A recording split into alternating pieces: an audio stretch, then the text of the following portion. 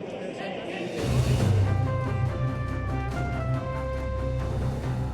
that was a memorable moment from last year's NATO summit. During President Trump's first trip abroad, he brushed past Montenegro's prime minister.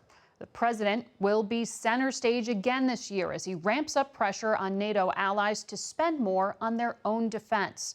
We go now to Brussels and the U.S. ambassador to NATO, former Texas Senator Kay Bailey Hutchinson. Welcome to the program. Ambassador, how much of a threat is Russia to the military alliance? Well, thank you, Margaret, very much.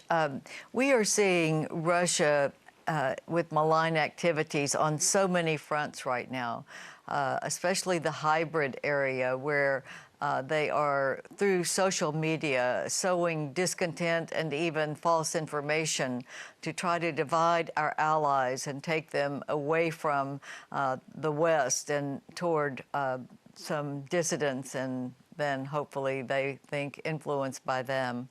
They're also doing things like the terrible attack, the nerve agent attack in Great Britain. They're supporting a Syrian dictator who is using chemical weapons on his own people to kill even children. And it's just on and on and on. They are also in violation of the very important INF treaty with the United States. They are not supposed to be building ballistic missiles at an intermediate range, but they are, and we know they are. So there are so many areas where they are working against the interests of freedom and democracies and peace in the world, and it is a big it's a big part of our deterrence effort to keep them from taking over sovereign nations, as they did in the Ukraine when they took Crimea in 2014. Well, on that point, President Trump has seemed to leave the door open to recognizing Russia's annexation of Crimea in some public statements. Last week on this program, Ambassador John Bolton said, while that's not U.S. policy, he said the president is open to changing that. Can you reassure our allies that the president won't agree to recognize Crimea as part of Russia when he meets privately with Vladimir Putin? Well, I think that our alliance is very solid, and including all of the efforts that the United States is making to shore up the sovereignty of the Ukraine. The Ukraine people, they stood very tall in their really peaceful revolution is what it was at Maidan. They have stood strong for their sovereignty and their right of self-governance, and we are standing behind them on that. And there is there's no light between any of our allies on that very important issue. And the president, it sounds like you're saying, won't change his position on that. But the president seems to be muddying the waters on this question of whether Vladimir Putin is a friend or a foe. I mean, just this week, he called Vladimir Putin a fine man. Is that how you would describe Putin? Well, I wouldn't, but I will say that despite how the many malign activities that Vladimir Putin has been doing just in the last few years, NATO talks to Russia. We have what's called a Nato-Russia Council, where the ambassador from Russia meets with our NATO ambassadors. Many of the foreign leaders in our alliance meet with Putin, most certainly. The Europeans do. But the effort, and our military does too, as well. We have military-to-military talks with the Russian chief of defense. But this is to deconflict. It is not to allow escalation of hostilities. And also, I think the president will encourage Vladimir Putin to start changing their behavior, to be, we'd like for Russia to be an ally, a trading partner. But right now we have sanctions against Russia because of their malign influence and the things they're doing that are very disruptive, trying to divide our alliance. So yes, we should be talking to Vladimir Putin, and many of our allied nations do as well, but it is to try to bring them in the tent instead of just constantly seeing them do these things that are attempting to disrupt us but will not. Well, Ambassador, we will be watching that meeting closely. Thank you for your time. Thank you, Margaret. And we'll be back in a moment.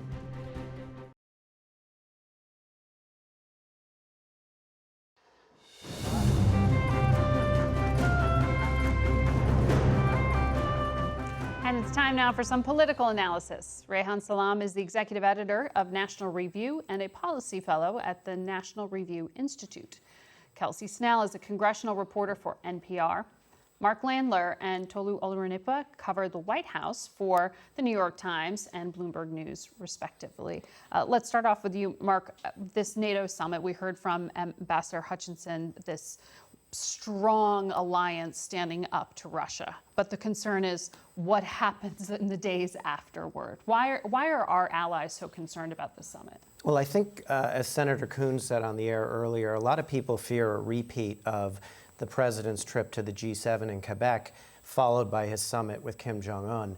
He was extremely antagonistic, if not outright hostile to our G7 allies, and then had this love fest with Kim. And I think the fear is, given some of the things the president has said in the last few days about NATO, he said the other day in Montana that they're killing us, that he'll go and have yet another rocky, antagonistic meeting in Brussels, and then go on to Helsinki and meet with Vladimir Putin and have a very kind of harmonious meeting. And that is a pattern that at the very least runs counter to 6 decades of American foreign policy, but it's extremely damaging, and it comes against a backdrop of increasing trade battles with Europe, questions about obviously the amount of spending that they're on their defense, and so there's just a lot of fear that we've gotten locked into what they view, our allies view, as a very dangerous and damaging pattern.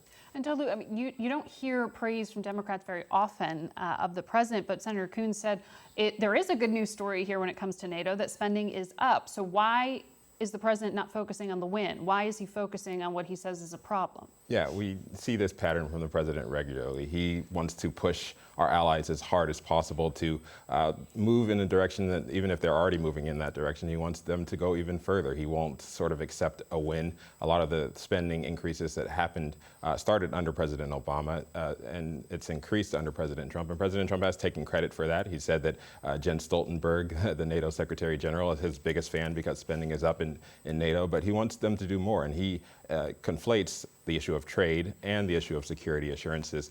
He wants NATO countries not only to help the U.S. By spending more on their own defense, but also to remove some of the trade barriers and to remove the trade deficit that currently exists. So you hear the president talk about those things as one and the same, the trade deficit between the U.S. and the EU and the NATO spending issue. The president believes that the U.S. is getting taken advantage of, and that the U.S. needs to push much more harder on its allies, even more so than its adversaries. Reihan, the other thing that we will start this week with, which is big news in and of itself, is this announcement of the president's Supreme Court pick. Monday night, 9 p.m., primetime presentation here. Of the 3 contenders, who is most pleasing to conservatives here? Who do you think is actually going to become the nominee? Well, conservatives are divided on the question, partly because different groups have different objectives.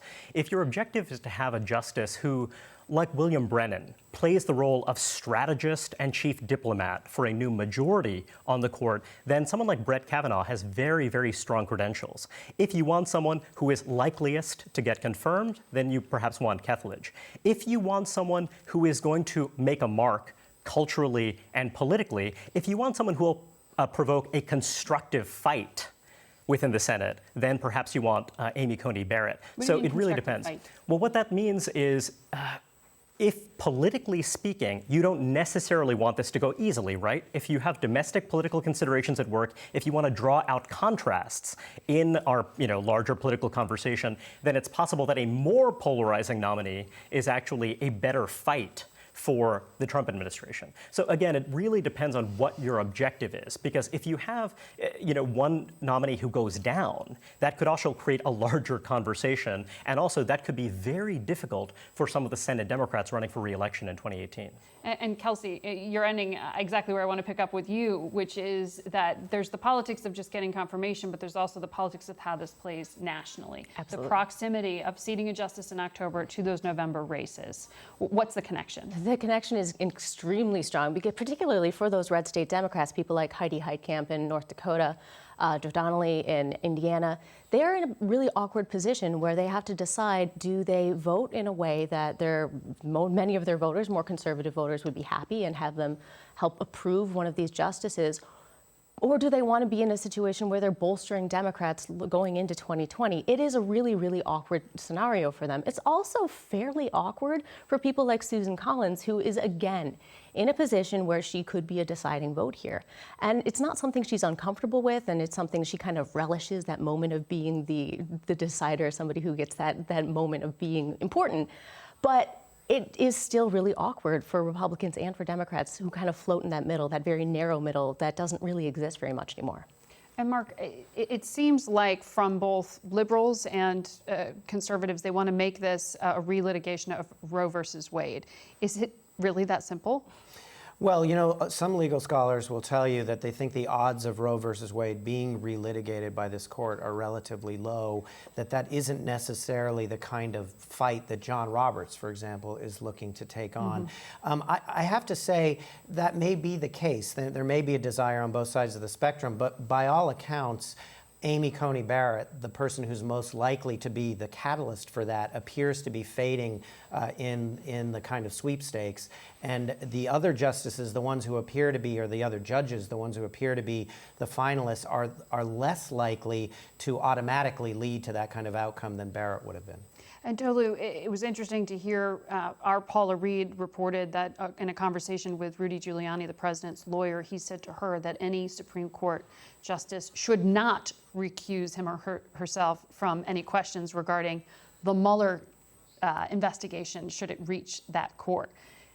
Democrats are talking about this. Is this really something that needs to be part of the calculus? Yeah, you can expect this to come up during the confirmation hearings. There are some of these potential nominees who have written on this topic, specifically on sort of whether a president would have to submit himself to an investigation or lawsuits, criminal or otherwise. And it's clear that this is something Democrats want to put on national TV during these hearings so that the American people will continue to hear about the Mueller probe, will continue to hear about this whole idea of conflicts of interest in the Trump administration and among his appointees. And if the president chooses someone who has written anything that Democrats can seize upon, you can expect them to focus on that very significantly during these hearings and make them try to make some commitments, as you saw during the hearings for various cabinet secretaries early in the administration. Are you going to recuse yourself? Are you going to weigh in on issues where the president may be under investigation? And it's going to be clear that they're going to try to get those commitments early on.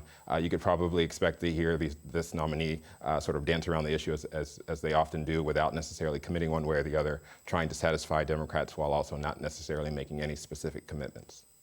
This is particularly a case for Kavanaugh because of his being on the team, the Ken Starr team, and what he wrote in the Starr report about grounds for impeaching Bill Clinton. He laid out a fairly broad set of grounds that you could use to impeach a president. And I think one of the perhaps problematic parts of the Kavanaugh candidacy is that were he chosen, the Democrats would be able to go back to the Starr report and ask him fairly pointedly, these grounds that you've set out, how do they apply potentially to the president who nominated you? That's something that's on the minds of a few people in Trump's circle. It's fascinating to see all the dimensions to this here. Kelsey, I want to bring up to you, I asked Senator Ernst about the president's comments at his rally this week about Senator Elizabeth Warren, in which he seemed to be dismissive of the Me Too movement.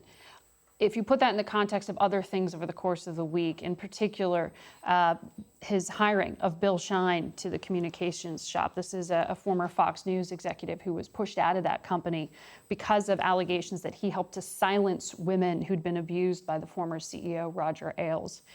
Is that an unfair dot to connect here? Are people being overly sort of judgmental? Or is this a pattern of behavior that suggests the president doesn't take this seriously? I think that it's not unfair to suggest that there is some pattern here, and I've talked to many Republicans included who feel that way.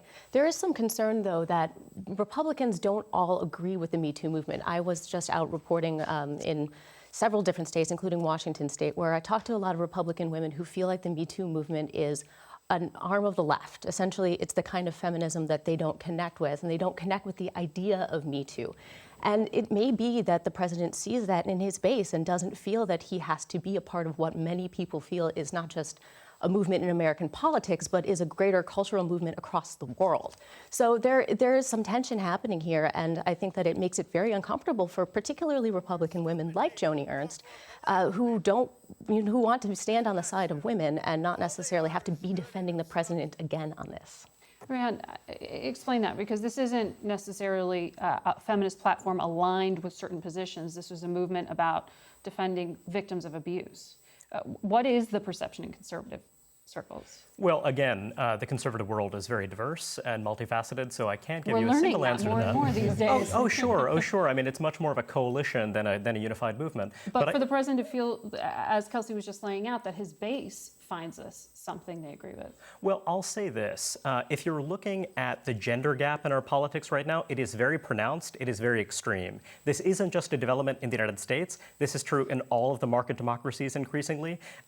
Donald Trump does not fare well with women voters. It was very crucial that he win over married suburban women in 2016, and that's a group where he is absolutely vulnerable. But it's also the case that even if you're looking at younger voters, he is doing respectably with men. So you don't really know what kind of counter movement you might see. And also, Democrats are very successful in recruiting female candidates in this cycle. But that also goes along with the fact that many of these female candidates are very ideologically progressive in very pointed ways, and that's something that might also elicit a backlash down the line. So we can't really predict exactly how this is going to turn out. I need to point out here that the president did pull the plug on his EPA administrator this week, Scott Pruitt, someone who withstood a lot of negative headlines. Does he have a political future, and do you see his deputy stepping in as any kind of wholesale change? I imagine that the underlying policies will be consistent at the EPA, but as for Pruitt's political future, he is someone who is deeply political, deeply ambitious, has been for a very long time, had been lobbying. He endorsed Jeb Bush earlier on, and there are reports that he was very solicitous of having senior roles in the federal government. So I think that he is certainly going to try to make a political comeback in the future. Whether or not that effort succeeds is an open question. And there are several investigations that are still going to run after he's gone. That's a good point to leave it on, that those investigations continue. We'll be back in a moment with CBS News Justice and Homeland Security correspondent Jeff Pegues. He's got a new book out on Russian efforts to tamper with U.S. elections.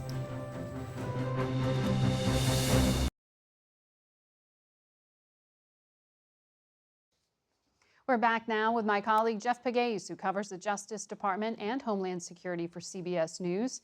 He's got a new book out called Kompromat. That's the Russian term for compromising material about a public figure. And the question of whether Russia held that kind of damaging information about President Trump is one of the questions in this ongoing FBI investigation into his campaign. So with Presidents Trump and Putin set to meet next week, we thought the timing was perfect to talk to you. Somehow it worked out. Well, tell us here, because we know the Senate Intelligence Committee came out with the final version of their report saying the intelligence community was right to conclude, as they did, that the Kremlin was trying to harm Hillary Clinton and de facto then also help President Trump win this election. Why does it matter for the president to acknowledge this? Well, it matters because if you don't have a uniform approach to preventing this from happening during the midterms or the 2020 presidential election, that's a problem. And that's what we've seen, and that's what I report in this book, is that you have this system of trying to hold back these Russian intrusions. However, the states are have a different plan, if you will, from the federal response. And why? Some people that I've talked to say that it's because there's no coordinated response coming from the top. And you need that to hold back what is, some of the people that I've talked to have said, is the Russian army attacking these states. You can't have these states doing this alone. And that's why a lot of people think there has to be this coordinated response with leadership from the top. And we heard the ambassador to NATO talking about this kind of Russian interference in other countries as well when it comes to our midterm elections. These are just right around the corner.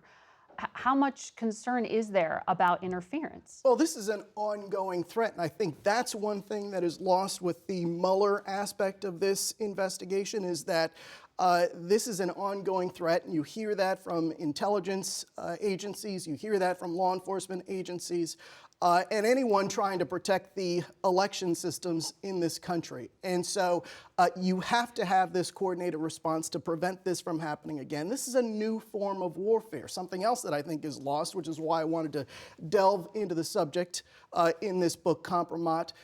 This is a new form of warfare. Yes, the Russians have meddled in elections before, but not to this scale with this cyber influence campaign that is affecting social media, that is affecting so much of what we do. And if you think about it this way, and these are some of the questions that I was asking myself when I started writing this book, if you can influence what Americans think, well, then of course you can influence how they vote. And that's why it's so important to find a way to push back against these Russian intrusions. The president's national security advisor was on this program just last week, and he drew a distinction. He said Vladimir Putin personally told him the Russian state did not carry out the hacking. What's the difference? Well, there is no secret in cyber circles that some of these countries hire contractors to carry out these cyber operations. Even Vladimir Putin has said in the past that patriotic hackers may have done this, people that he doesn't control. But U.S. intelligence agencies, they laugh in the face of information like that. Because they say there's very little that Putin doesn't control? Well, exactly, and that was the case here. This was such a widespread operation, as I said, it's ongoing, that there is no way that it could have happened without Putin's blessing. I also want to ask you, because I know you're continuing to cover some of the reporting with the ongoing probe. There was an interview on another network with Michael Cohen, the former lawyer and fixer for the president, who's been wrapped up in some of these financial probes. And now there's the question about whether he's going to cooperate with authorities.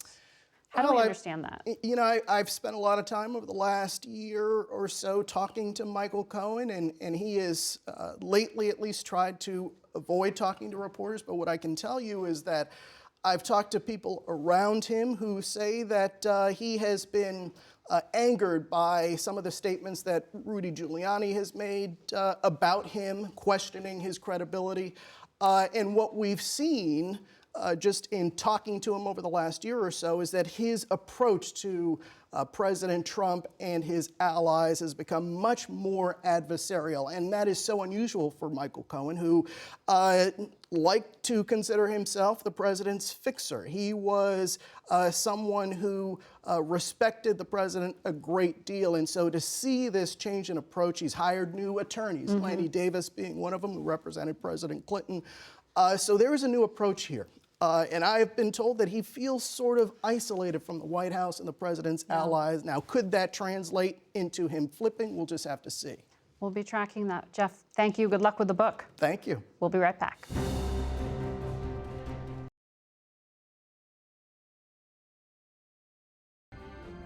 That's it for us today. Thanks for watching. Just a reminder that I'll see you tomorrow night at 9 p.m. for our CBS News special report on the president's Supreme Court nominee announcement. And of course, we'll see you right here next Sunday. For Face the Nation, I'm Margaret Brennan.